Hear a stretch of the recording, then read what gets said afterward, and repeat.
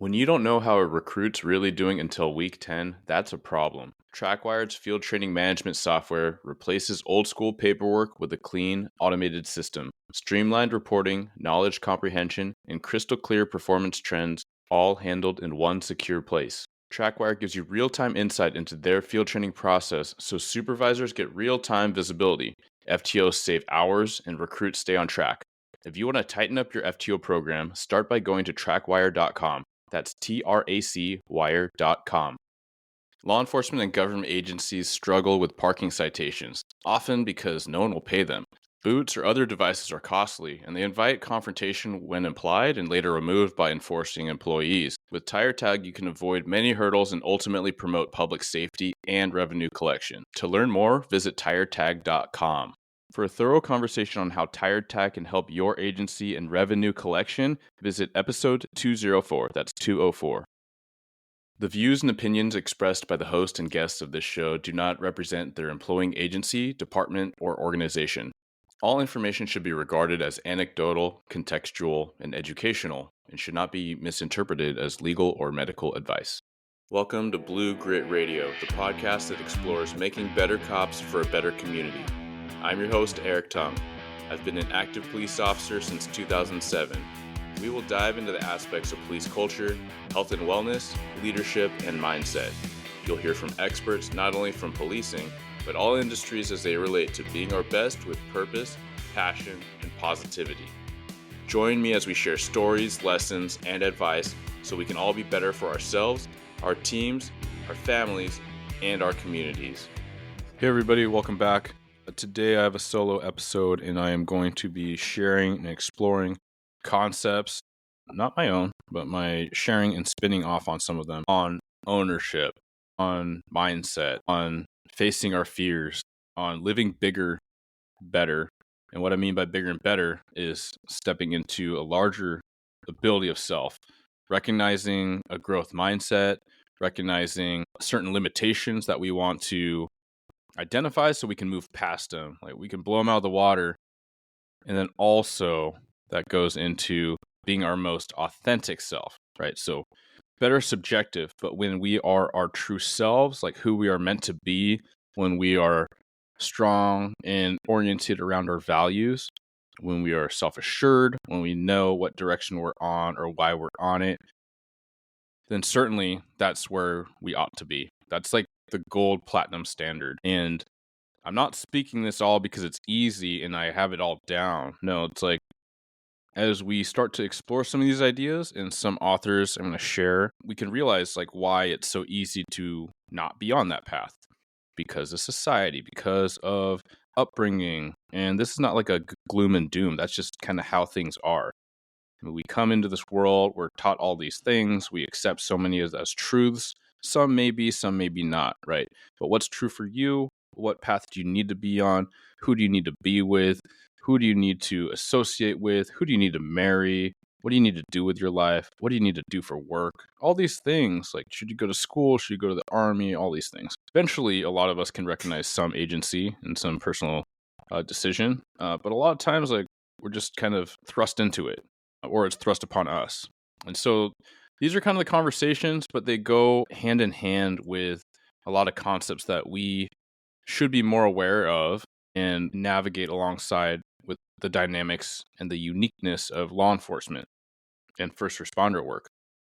And so when this episode airs, it's going to air either right before, I'm pretty sure, or right after, by design, of a chat with Anthony and Matt Domyancic. And these two dudes, the reason why I put them together, as I share in that episode, is because Anthony from Heroic Industries, he's a Midwest, he's an experienced veteran officer.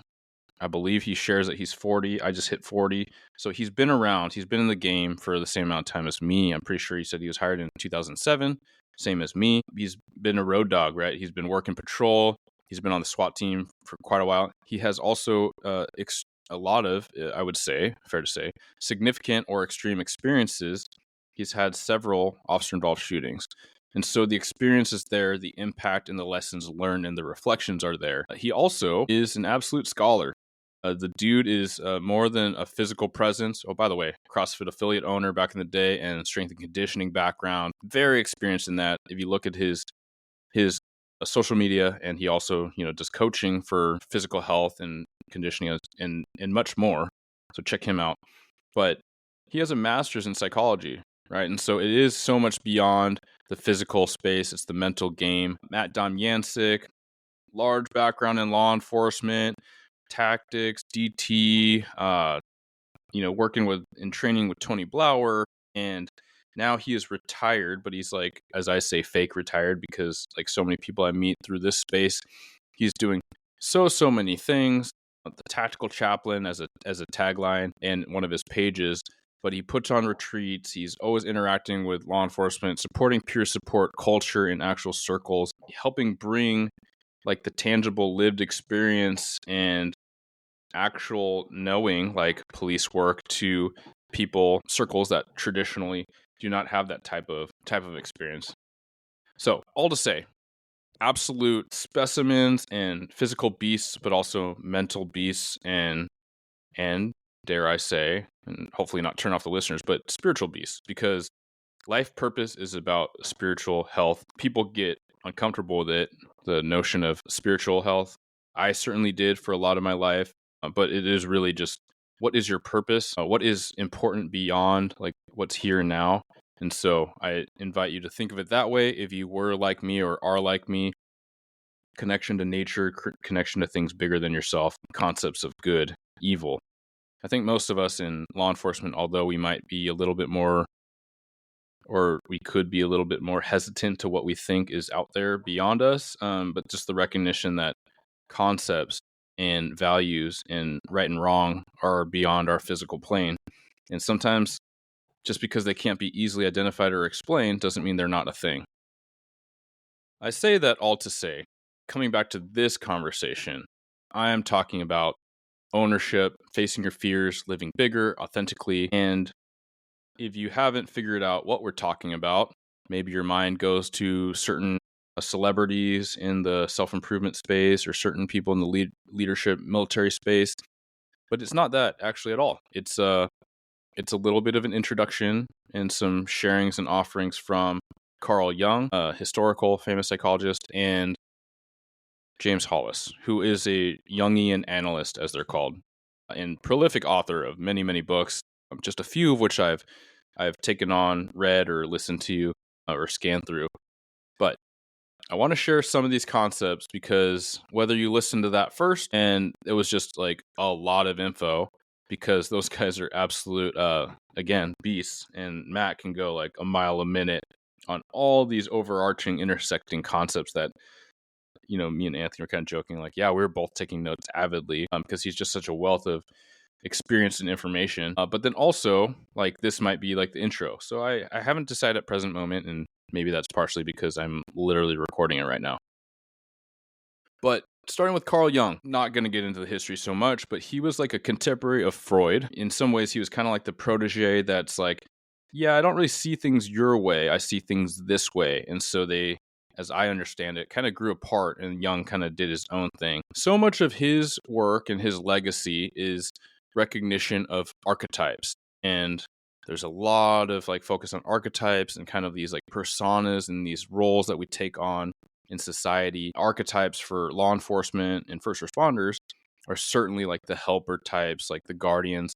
Law enforcement more that guardian warrior, but also we got to recognize like these other roles like mentor and coach and teacher, protector. And so that's one piece of it. The other piece is recognizing these types within ourselves. And I think that the takeaway when you're exploring this type of work is to not overinvest in one archetype or one persona, but then to recognize the power of all of them, even the ones we're not that comfortable with. And there's a lot of suggestion from this resource or these sources that would say that the ones we're uncomfortable with or that are under the radar or maybe even suppressed because we're ashamed of them and we don't like them, aka the shadow, but we can't ignore them or that's going to cause some downstream consequences. So what do I mean by that? Examples of the shadow for law enforcement in my personal context, and I And this does get into stereotypes and generalizations. So that means it's true for definitely many people out there. But law enforcement at times has made me very angry, and it's made me very judgmental, and it's made me hyper over identify with the job and the badge. And I don't like those things, like categorically. I see where they come from. I see the benefit at times, but I don't like how prevalent they can become. And if I were to suppress the fact that I can be angry because I'm exposed to some really negative environments and people and conditions and happenings because of law enforcement, because of the job, if I were to suppress that, then the takeaway or the downstream result would be I can more easily access burnout, cynicism, apathy, nihilism, like just feeling like nothing matters. So let's take a moment with that. Would you agree? If you were to suppress the fact that you tend to get emotionally heated or emotionally volatile, if you were to like ignore or kind of like deny that the job has an impact on you, then would you be more prone to being imbalanced, to being unhealthy, unwell, burning out, cynical? I think a lot of people would agree because a lot of people have stated essentially that's what happens if you don't pay attention to what you need, decompress, invest in your health so that you can build resilience. So it's also like balancing opposites, and there's this notion that things aren't like just polars. It's not all black and white. It's not all right and wrong. There's this whole spectrum in between. And I think that's extremely relevant because in law enforcement, there's the law and there's what's illegal, and then we think that everything fits so nicely into a box. But anyone who's been on the street for a little while can see how letter of the law might not serve the situation the best way. And that's where discretion, most of the time, is so critical, right? To treat every example and every incident as it fits into like a revised code or letter of the law is probably not in the public's best interest. I think every experienced officer recognizes, the power of discretion, the power of warnings. And so when I'm saying that, I'm not saying ignore the law. I'm saying it's like if we just committed that every single time you stop someone for every single type of violation, they literally got every single citation for those things. So basically any stop you make, like people are gonna get like 1 to 20 citations because you're just gonna do a full analysis of their car and find out everything wrong with it. I think that sounds unreasonable, and I hope you agree. So again, it's not all one thing or the other. And so we can look at ourselves and recognize that we're not just one thing. We're not just cops. We're not just investigators. If we are just cops and just investigators, then we can lean towards these dynamics like hypervigilance. We can lean towards being judgmental and distrustful of everyone, including our neighbors, including our own families, right? We can start interrogating our kids just because they were uncomfortable when they didn't do something that they should have done, right? Just to be aware, right? We have to be whole, not just parts of ourselves. And there may be some connection or maybe some takeaways for people as they might have heard the episode about parts work, with Dr. Jim, Dr. Lisa in the retreat, or whether it was with Rob and Sonia talking about IFS and parts work. But it is to recognize the whole, right? Going into Hollis, so much of the work that I've reviewed kind of talks about like the second half of life and how the first half of life, as I started off, you're kind of just following the scripts that everyone gives you. It's not to say you don't have any personal choice. It's not saying that fate takes over, but it is saying that you are on these tracks of success and productivity and all these things. And at a certain point, you may realize that those things are not fulfilling you. Maybe you've been living the unlived life of your parents. That's a dynamic that we know well from our own families, from our own experiences, from friends, from TV movies, right? Like that's a thing when your parents are living vicariously through their kids. And so at some point that may hit is a recognition or a jarring awakening to this fact of like, I don't even know why I do the things I do. I would argue that a lot of people felt that in 2020 because reality felt so jarred, and all of a sudden all these things that you felt and you knew why you were doing them, but then to have society treat you in such a way that you did not feel like you were able to protect the public, or you did not feel like, even at a basal level, you were supported to do the job that you wanted to do. There was a lot of questioning of identity. There were a lot of people leaving, and a lot of people that leave law enforcement unexpectedly have a really hard time with it. A shout out to Luke Goodish, author and counselor that came on in earlier episodes, but he highlights how transitional points in our life are we're really susceptible to a lot of these anxieties, depressions, afflictions, right? To call them conditions and stressors, right? That makes sense, right? You move across the country, it's stressful. You may be more prone to some of these things. You get fired, stressful. You have kids, you're not sleeping. You never went through that before, stressful. You're in an OIS, stressful. You're getting IA'd, stressful, right? And so it's not to say that any of these significant things would happen to you, but it is to say that you're more prone towards stress and the byproducts of stress. So I think that's fair to recognize. There are so many factors that impact the well-being of law enforcement officers, from wellness topics and developmental content to organizational expectations and social connections. RippleWorks solves that problem by providing anonymous check-ins, so each officer can get exactly what they need and want for prime performance, while agencies learn in real time how their people are doing through analytic dashboards. Take a look at RippleWorks today at www.rippleworks.com and schedule a demo. That's RippleWorks, WORX.com. So all to say, when you are going through and you realize things are not as you had hoped and dreamed, or you're not feeling that certain way, sometimes it's kind of like visualize like a midlife crisis. But otherwise, I think it is a recognition that there's an opportunity for all of us at some point in stage in life to reorient and make sure that we are doing the things that really serve us, that we are doing the things that are fulfilling to us, that are about meaning, not just chasing happiness, not just chasing achievement, right? A lot of Hollis's work talks about the need to develop internally, not externally, or seek validation externally, which achievement, like promotions, financial earnings, status, rank, that could be absolutely tied to external things, but they don't correlate necessarily, or they certainly don't have a absolute tie-in with what's happening internally. I think we can all agree that there are plenty of people that have achieved a lot that aren't, I don't want to say they're not good people, but I will say that they're not necessarily living in a way that is conducive to how you would want to live by your values. And so there is a lot of power in recognizing that at any stage in life, because it helps you recognize, like, why are we doing the things we're doing? And why and how are we committing to the things we're doing?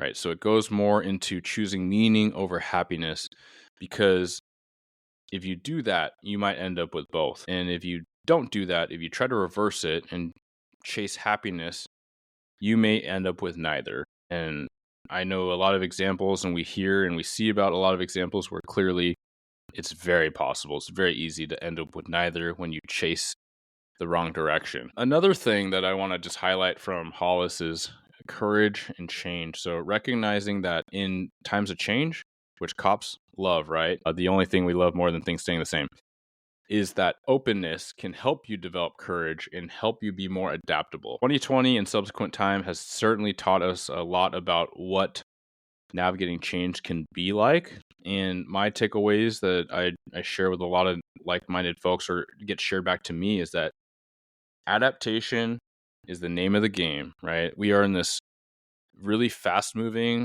seemingly faster-moving world, and law enforcement is a part of that world, one prong of it in society. And so as fast as the world evolves, like, we got to keep up. If we just hold tight, rigidly, inflexibly, then we're doomed to fail. And you see a lot of agencies, a lot of teams doing that, where agencies actually shut down, right? Like, it's not a given that this locality or that locality will just have a police department. We saw it a lot over the last few years for several reasons. So I'm not trying to paint a broad brush, but it's just recognizing that you got to grow or die.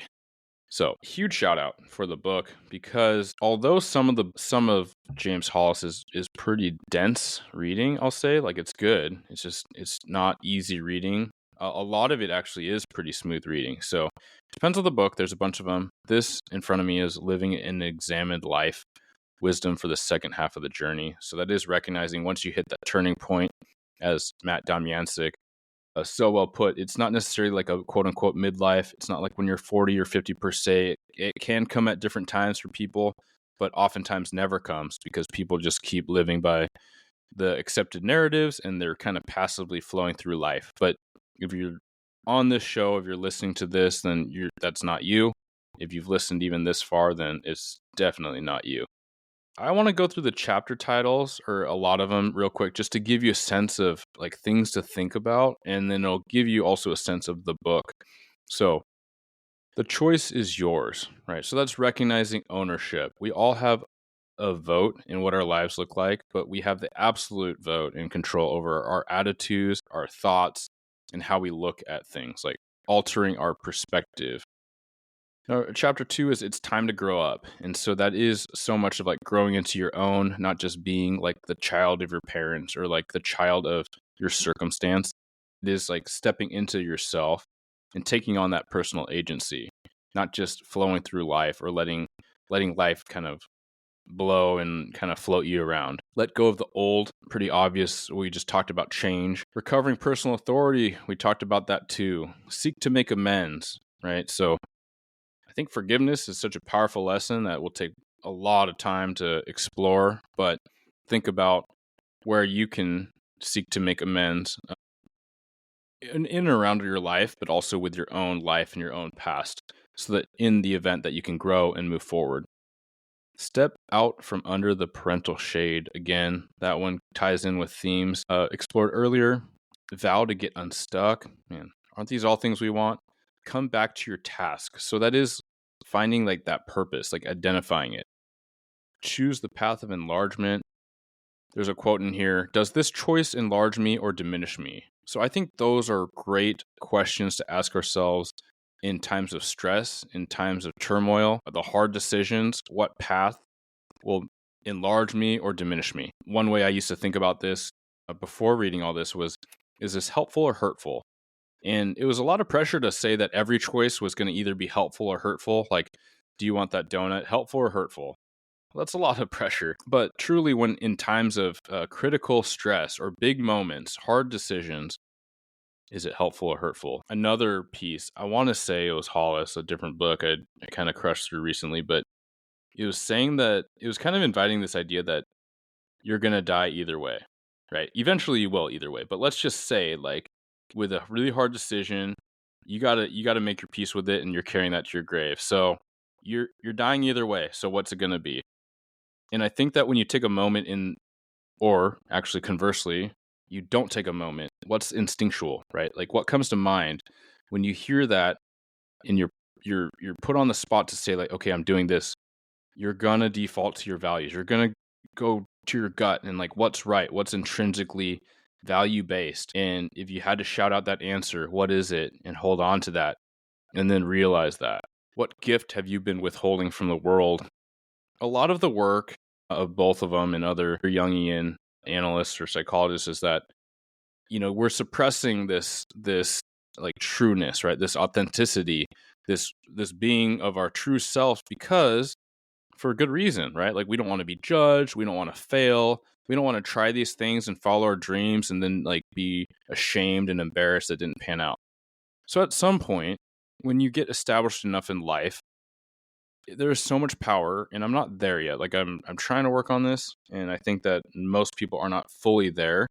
But just to be like, I don't have anything left to prove, right? I'm living for my purpose, and whatever that shape that takes on, it might be flexible, it might be amorphous. I'm living for my values, I'm living for my priorities, and that might be your family, that might be your hobbies, that might be your friends, that might be your pursuits, right? Like that might be your community. But to realize the power in that, where you're like, all these external validators are not the thing. Like I have to do what feels right to me and highlights my purpose and ignites passion. That's the thing. see the old self-destructive patterns, right? So that is learning from mistakes, not to blow them up or overinflate them, but like we got to be introspective. We got to know what's not serving us so we can learn from it and navigate through it and avoid it, right? Manage it. What's in the bigger picture for you? So a lot of these topics and titles, like you can see the overlap of concepts. Choose meaning over happiness. Covered that one. I just missed one. Exercise the ghosts of the past that bind you. Ooh, that's heavy, but pretty self-explanatory, right? Release that pressure from the past. Like let's not let's not bury it, but let's work to let it not restrict us and restrain us. Free your children from you. So that's the flip, right? Like if we're living for our parents' narratives, like what is the version for us? And I don't think it was this book, but he talks about how a lot of people that he speaks to and clients, patients ask, okay, cool. Like I know that I don't want to live vicariously through my kids. So like, what do I do to help them achieve like their true self? Like have them dream big and live big. And what he says is in part that it's unavoidable in some ways. And it's saying that like, yeah, they're going to be kids. They're going to accept narratives and all these things. And you can't course correct everything. You can't account for everything. But the best thing you can do for them essentially is to model it and do it for yourself. Because if you are living your most authentic self and putting yourself out there and living boldly and doing things that resonate with you, then they're going to learn that that's the thing that they can do. So, man, the power of modeling and mentorship. Next chapter is bestow love on the unlovable parts of you. So that goes to shadow work. That goes to not suppressing and ignoring parts of yourself, but having compassion for yourself, right? I think that there's a flavor that you could call like self-love, not being ashamed or blaming your regrets or the undesirable parts, because we all have them. We're human, certainly. Honor the difference between job, duty, and calling. We explore that one in my episode with Anthony and Matt. It's really sticky for law enforcement because a lot of times we do call it a calling, and a lot of times it is. But what Hollis says is that oftentimes it's not, and sometimes people get lucky and they're all rolled together. But I think that a way to think about it in my spin is your calling might be law enforcement for a stint, or law enforcement, policing might be a piece of your calling or a really great manifestation and actualization of your calling. However, it can't be your whole calling because as we talked about in that episode and so many episodes, you will not be a cop forever. You will not be a firefighter forever. It is impossible. It is not the goal. Your thing is to be something else. And for some people, when they either dig deep or they just speak from their gut, from their intuition, maybe it's just, yeah, my role is a protector. Okay, I don't need to be a cop to be a protector. I'm neighborhood watch. I'm like semi-vigilant when I'm in the grocery store. If someone's going to get bullied, I'm going to yell at that kid, be like, hey, you guys knock it off. Hey, kid, you okay? You need something? You need me to call someone? Right? It is all these things, right? A lot of people are helpers. Like they became cops, they became EMTs, but really at their core, they are just going to help. They're caretakers. A lot of cops are teachers, they're mentor roles, right? So I highly suggest you look at your calling that way rather than tying it to your profession or your vocation. Construct a mature spirituality. Man, that's deep, right? But with maturity comes recognizing so many things. I'm not going to peel that one back. That one is for you to marinate on and think of what that means like for you, because that could be a lot. Seize permission to be who you really are.